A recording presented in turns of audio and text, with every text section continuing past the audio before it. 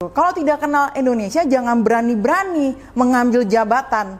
Jangan berani-berani menjadi pembuat kebijakan. Karena kalau tidak mengenal Indonesia, hati-hati, Indonesia ini negara yang kaya sumber daya alam. Anda nanti hanya akan jadi broker. Anda hanya akan jadi maklar. Jadi tidak menjual mentah tanah kita. Apa bedanya dengan dulu VOC yang datang ke sini untuk mengambil pala kita? Semoga Pak Joko Widodo segera memerintahkan Kementerian ESDM untuk mencabut, membatalkan izin usaha pertambangan PT TMS di Sangihe.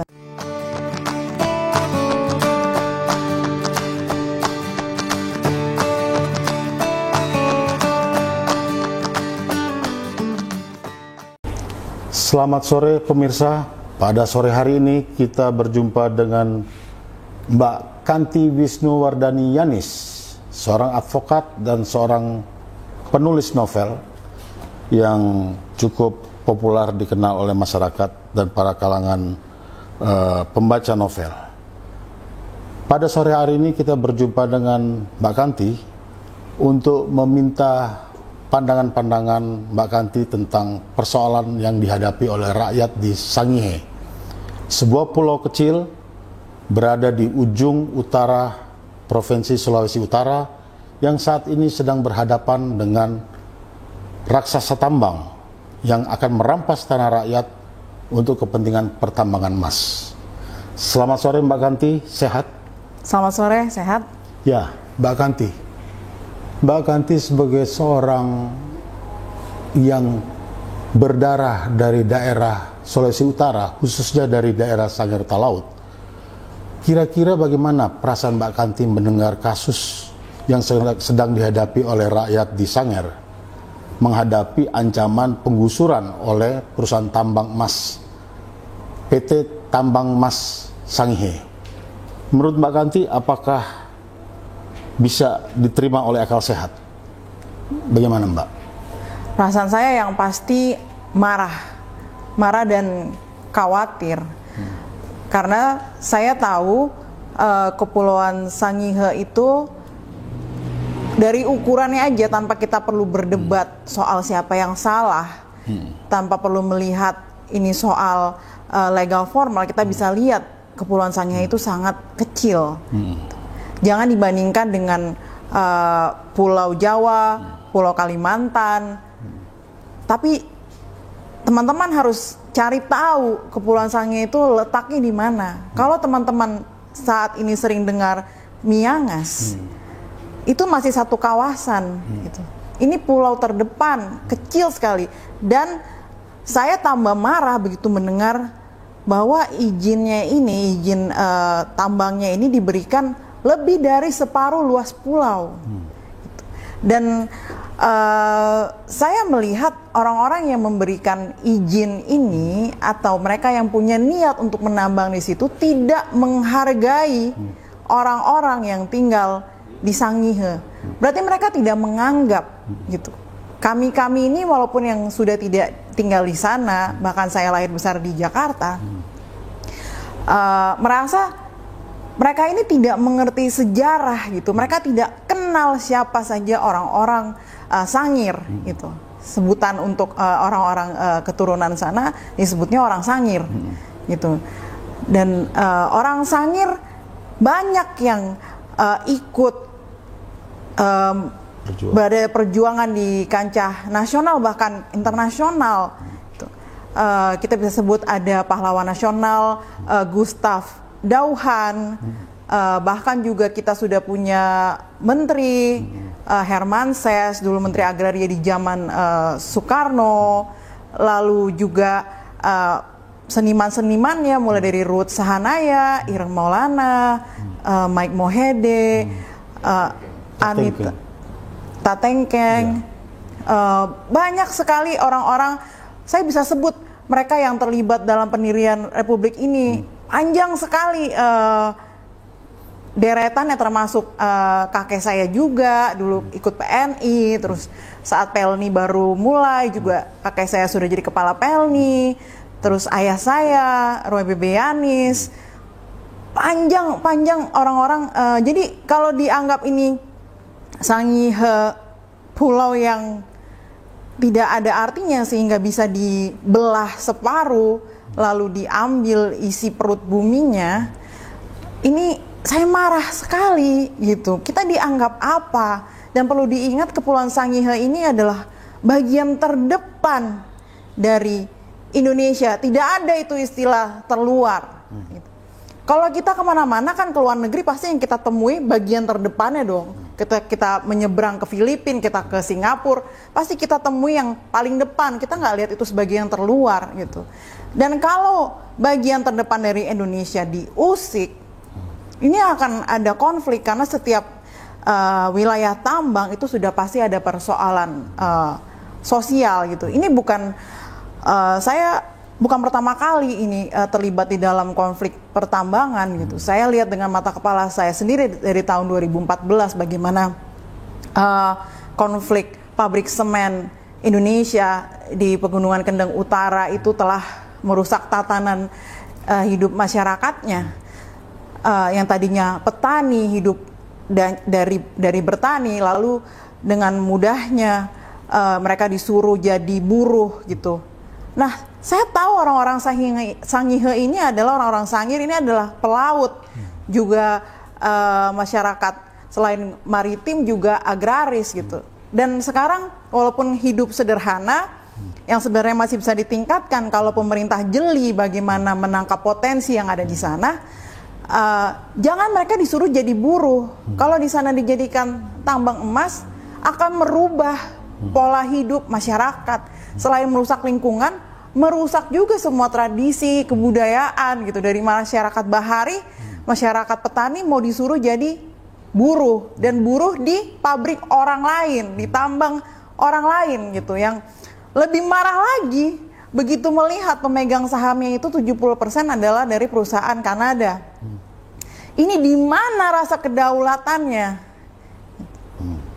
Saya tidak habis pikir bagaimana para orang-orang yang diberikan mandat oleh rakyat dan mereka sekarang duduk sebagai pengurus negara ini melihat Indonesia. Jangan-jangan mereka tidak kenal Indonesia gitu. Kalau tidak kenal Indonesia, jangan berani-berani mengambil jabatan.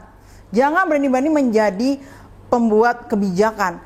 Karena kalau tidak mengenal Indonesia, hati-hati, Indonesia ini negara yang kaya sumber daya alam. Anda nanti hanya akan jadi broker, Anda hanya akan jadi maklar. Dan kita tidak mau itu. Orang-orang di Indonesia ini kalau dibiarkan hidup tanpa diganggu, tanah kita ini subur. Jadi tanpa diganggu, tanpa diusik saja sudah bisa hidup. Jadi tidak usah merancang suatu kegiatan ekonomi, tetapi kegiatan ekonomi itu hanya diartikan menjual tanah sendiri. Gitu. Kegiatan ekonomi kan bukan itu. Kegiatan ekonomi adalah bagaimana kita mencukupi kebutuhan kita. Dan orang-orang yang mengurus negara ini harusnya melihat, dicari dulu potensinya apa sih yang ada di Indonesia, apa yang tidak tumbuh di negeri ini, apa yang tidak ada di negeri ini, gitu. Dilihat potensinya. Kalau potensinya yang dibutuh pengolahan, kita usahakan bagaimana pengolahannya jadi lebih potensi, gitu, potensialnya lebih maksimal. Jadi tidak menjual mentah tanah kita. Apa bedanya dengan dulu VOC yang datang ke sini untuk mengambil pala kita? Sangihe itu juga terkenal penghasil pala terbaik di dunia, selain ikannya, gitu, selain hasil-hasil lautnya. Gitu. Jadi paradigma tentang Pancasila jangan cuman jadi slogan. Pahami dulu, pertama kenali dulu negara sendiri.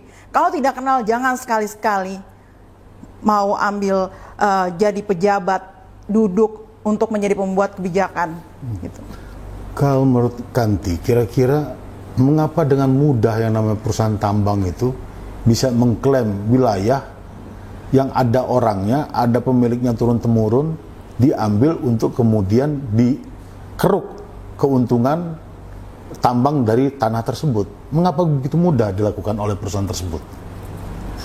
Ya karena tidak ada perlawanan, tidak ada rasa kedaulatan, tidak ada rasa kesatuan terhadap negara Republik Indonesia oleh dari mereka yang mengeluarkan izin ini itu dari Pemprov Sulawesi Utara dan juga dari Kementerian ISDM yang ada di pusat maupun mereka yang lain saya tidak tahu, para pengambil kebijakan yang kalau mereka punya rasa kesatuan, mereka punya rasa berdaulat, mereka akan menolak dengan mudah gitu. Karena pertimbangannya ini tadi saya bilang pulau kecil terdepan di Indonesia, dan kalau terjadi apa-apa di pulau itu maka orang-orang ini mau pergi kemana gitu, mau evakuasi kemana. Ke Manado aja butuh 10 jam naik kapal laut kan, ke pulau-pulau kecil lain yang terdekat butuh 2-3 jam gitu. Dan setidaknya rasa cinta kepada saudara sendiri saja sudah tidak ada. Mereka mensederhanakan. Berapa kali saya ketemu dengan orang-orang yang katanya pembuat kebijakan ini, mereka menyederhanakan saja, kenapa nggak direlokasi. Jangan sembarangan. Saya ini punya identitas sebagai orang Sangir karena saya ingat masih ada tanahnya di sana, dan saya sudah pernah pulang 3 kali ke sana. Kalau pulau itu dirusak, kebudayaannya dirusak, identitas saya sebagai orang Sangir tentu juga hilang dong. Saya mau bilang apa? Saya orang Sangir. Terus mana kebudayaannya? Udah nggak ada, tanahnya aja udah hilang, kehidupannya udah berubah. Apakah Pulau Bali akan tetap jadi Bali kalau di sana dibuat seperti Jakarta? Itu pertanyaan saya.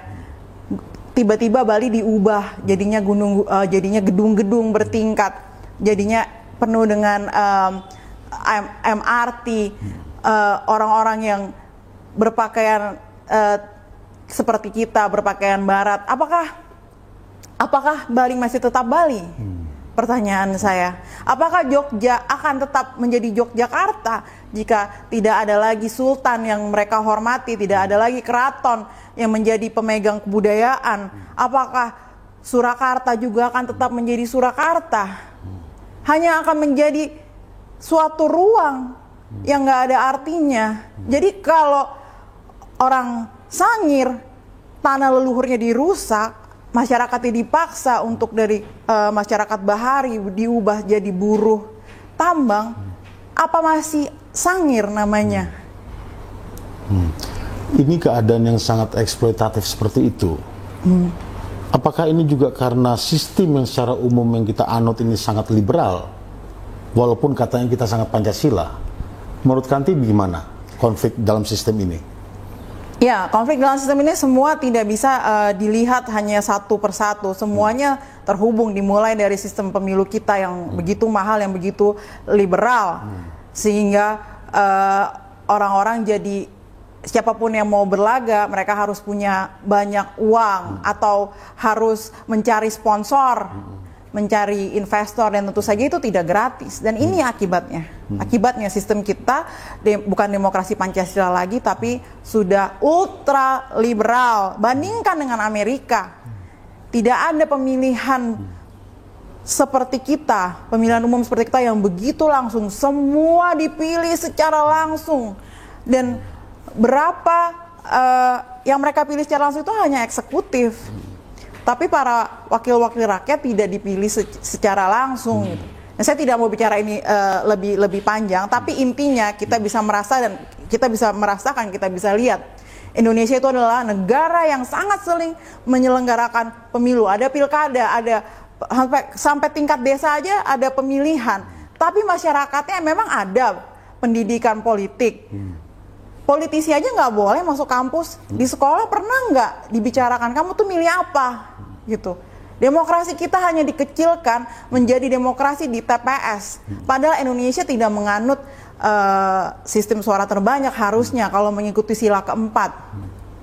Kerakyatan yang dipimpin oleh hikmat kebijaksanaan dalam permusyawaratan dan perwakilan. Artinya apa-apa itu harus diputuskan melalui musyawarah. Tidak ada itu sistem suara terbanyak. Tapi itu semua sudah luntur, dilupakan, dan begitu seringnya pemilu, begitu seringnya ngomong demokrasi, tapi prakteknya sangat salah dan jauh dari arti demokrasi itu sendiri. Sangat jauh dari nilai-nilai Pancasila. Kalau kita merasa sudah begitu maju dalam demokrasi, mana bukti ada pendidikan politik? Nggak ada pendidikan politik yang terstruktur. Pendidikan politiknya hanya sekali-sekali, itu pun soal memilih. Ini cara kertas pemilihan gitu saat pemilu. Diajarkan cara menyoblos, bukan dicoblos tapi apalah segala istilah-istilah itu. Politik bukan itu, politik itu bagaimana kamu tidak perlu duduk di parlemen untuk menjadi seorang politisi. Ketika kamu bekerja untuk mempengaruhi kebijakan, kamu sudah politisi. Dan di sini kita omong kosong lah gitu, negara demokrasi tapi tidak pernah ada pendidikan politik. Padahal kita hanya mengartikan sekarang ini kita hanya mencoblos poster, hanya muka orang. Kita terlalu berkonsentrasi fokus pada ini orang siapa namanya, istrinya siapa, suaminya siapa, apa itu yang dilihat bukan rekam jejaknya, bukan reputasinya lagi, tapi gimmick-gimmick yang nggak ada relevansinya dengan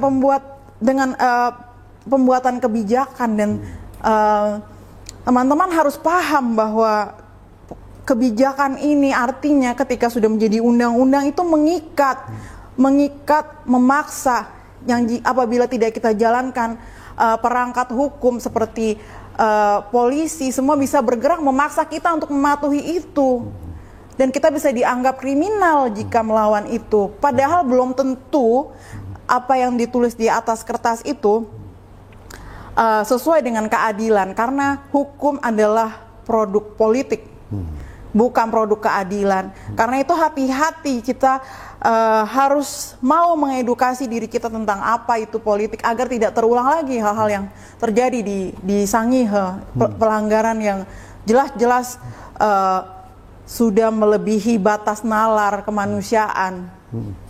Kanti ada menyebutkan soal bukan soal hukum formal tapi soal niat politik. Ya. Itu maksudnya bagaimana? Ya itu tadi, bahwa hukum itu adalah produk politik. Hukum itu bukan produk keadilan.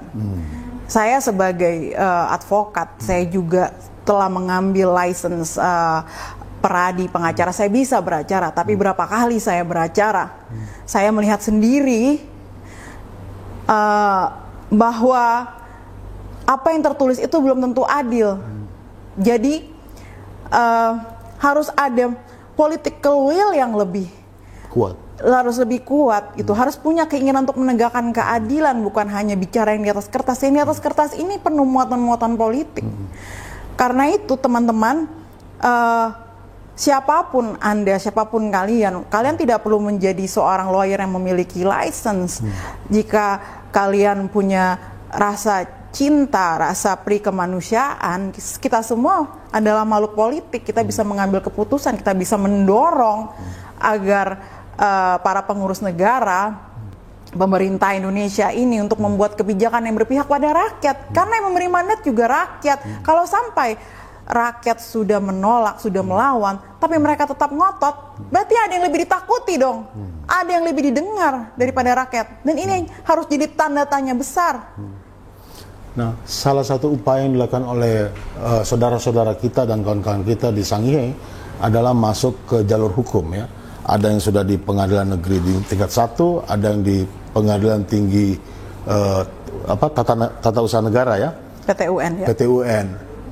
Menurut Kanti kira-kira upaya ini bisa diandalkan nggak berpihak pada rakyat? Atau bagaimana caranya agar upaya hukum ini bisa diandalkan memenangkan kepentingannya rakyat? Mau tidak mau cara ini harus ditempuh, karena cara-cara yang non litigasi, cara-cara di luar pengadilan sudah dilakukan dengan berkirim surat, bahkan sampai almarhum wakil Bupati Sangihe juga sudah mengirim surat kepada Kementerian ISDM. Ini kurang apa gitu, tapi tetap tidak didengar. Uh, jadi cara-cara melalui pengadilan harus dilakukan, tapi tentu butuh dorongan tadi saya katakan. Sebagai warga negara Indonesia, kita jangan melihat Sangihe itu di ujung, yang peduli pada masalah di Sangihe cuman harus keturunan Sangir atau orang yang tinggal di sana, tapi seluruh karena kita negara kesatuan RI dan di atas itu kita sesama manusia. Kita semua harus mendorong agar tidak terjadi genosida di Kepulauan Sangihe. Saya tidak berlebihan ketika saya mengatakan genosida. Genosida itu adalah pembunuhan atau pembersihan secara terencana terhadap suatu kelompok. Itu orang-orang yang tinggal di Sangihe otomatis ini terancam genosida. Di situ ada 3 gunung api aktif. Saya waktu pulang ke Sangir juga lihat tiap hari gempa walaupun kecil-kecil, gunung berapi masih nyala tiap hari, Gunung Karangetang. Jadi saya tidak bisa bayangkan, sekarang mereka boleh ngomong ini ada kajian ini, teknologi maju. Lihat apa yang terjadi di Sidoarjo. Salah sedikit, apa lumpurnya sekarang berhenti sampai hari ini. Itu kejadian tahun berapa, presidennya udah ganti, tetap aja lumpurnya menyembur. Itu pulau besar masih di Jawa. Ini kalau Sangihe yang sudah jelas-jelas daerah rawan bencana masih mau berjudi, coba-coba spekulasi nyawa orang. Kita sebagai sesama orang Indonesia, sebagai sesama manusia harus mau bersuara dan mendorong tadi agar hakim bertindak adil, tidak saja hanya melihat yang ada di kertas, tapi harus melihat lebih dari itu. Apakah kita masih tetap bisa percaya pada jalur hukum ini? Mau tidak mau kita harus percaya, karena kalau tidak bisa lebih panjang situasinya gitu. Dan saya tahu orang-orang di Sangir maupun yang di luar maupun yang masih tinggal di Sangihe, ini adalah orang-orang yang punya kecintaan terhadap tanah leluhurnya begitu besar gitu. Saya pernah tinggal di Belanda, di sana banyak sekali juga orang Sangir, dan walaupun sudah terbata-bata berbicara bahasa Indonesia, mereka tetap bilang mereka orang Sangir. Makanan-makanan khas Sangir itu tetap dihidangkan gitu. Di sini saya sampai merinding. Jadi janganlah pemerintah, pengurus negara berkonflik dengan rakyatnya sendiri. Sudah jelas tidak mau, sudah jelas menolak. Ini bupati, almarhum wakil bupati menolak. Baru kali ini nih saya lihat kasus, mungkin ada di tempat lain, tapi ini pemerintah daerahnya, bupatinya bersama dengan rakyat serentak menolak gitu. Dan bersama diasporanya juga menolak. Jadi kurang apa lagi? Apa masih mau dengar yang dari investor Kanada itu? Kenapa lebih dengar mereka? Yang memberi mandat kan rakyat. Berapa sih? Apa bisa diukur dengan uang keutuhan kita sebagai bangsa? Kalau misalnya Kanti ingat, kira-kira tempat-tempat mana saja yang menarik atau yang menurut Kanti ada di Sangir dan perlu tetap dipertahankan sehingga tidak perlu yang namanya tambang tersebut? Semuanya perlu dipertahankan karena Sangir itu pertama lautnya itu jernih sekali, saya sampai terpukau. Bisa saat lagi naik di kapal lalu kita iseng-iseng masukin air ke botol, sama jernihnya dengan air kemasan gitu. Dengan mata telanjang kita bisa lihat sampai ke bawah laut, dan tanahnya subur sekali. Saya sampai terkejut ketika melihat, saya tanya sama saudara saya waktu itu apa, tumbuhan apa kok besar-besar diameternya, itu kangkung. Saya kayak kangkung, diameternya bisa sampai 5 cm gitu. Kita bisa lihat juga ulat kaki seribunya, besar-besar sampai saya juga kaget itu apa gitu. Ada Pulau Mahoro, ya pulau-pulau kecilnya itu cantik-cantik sekali, pasirnya putih. eh, saya tidak terbayang jika itu dirusak gitu, dan belum pernah ada suatu bukti daerah yang dijadikan kawasan tambang itu membuat rakyatnya tetap tertawa, membuat rakyat tetap gembira. Kalau memang benar bisa membuat kawasan tambang itu membuat rakyat tertawa dan gembira, kenapa tidak pimpinan-pimpinan tambang itu menyekolahkan anaknya di lokasi tambang? Itu aja ukurannya. Kanti, kalau Kanti bisa menyampaikan apa yang Kanti ingin sampaikan kepada Pak Presiden Jokowi terhadap kasus pertambangan di Sangir ini? Saya masih percaya kepada Presiden Jokowi bahwa Pak Jokowi masih ingin meneruskan dulu poros maritim dunia, menjadikan Indonesia sebagai poros maritim dunia, dan Kepulauan Sangihe, kawasan Nusa Utara sebagai kawasan kepulauan di mana di situ ada jejak sejarah kerajaan maritim terbesar. Itu saya yakin Pak Jokowi mau melindungi, dan lebih dari itu di situ ikutilah kemauan dari rakyat, ikutilah keinginan dari rakyat, dan jaga alam, jaga sejarah bangsa, jangan dinihilkan hanya karena investor asing. Tidak seberapa dinilai dengan uang. Kita bisa berpikir bersama untuk memajukan negara ini tanpa menjual sejengkal tanah. Semoga Pak Joko Widodo segera memerintahkan Kementerian ESDM untuk mencabut, membatalkan izin usaha pertambangan PT TMS di Sangihe. Jangan biarkan rakyat berdarah-darah sendirian, karena begitu Pak Jokowi turun, langsung selesai masalah ini. Kepada rakyat Sangir dan rakyat Indonesia secara keseluruhan, apa yang ingin Kanti serukan terhadap persoalan Sangir ini? Ayo sama-sama kita suarakan bahwa kita ingin Indonesia tetap utuh, kita ingin Sangihe tetap ada, kita ingin saudara-saudara kita di Sangihe tetap tersenyum, hidup tanpa konflik, hidup sesuai dengan ciri orang Sangir. Baik Kanti, terima kasih pada kesempatan pada sore hari ini sudah bersedia bicara pada pemirsa untuk membela perjuangan rakyat di Sangir. Begitu kawan-kawan, selamat sore Kanti. Selamat sore, terima kasih.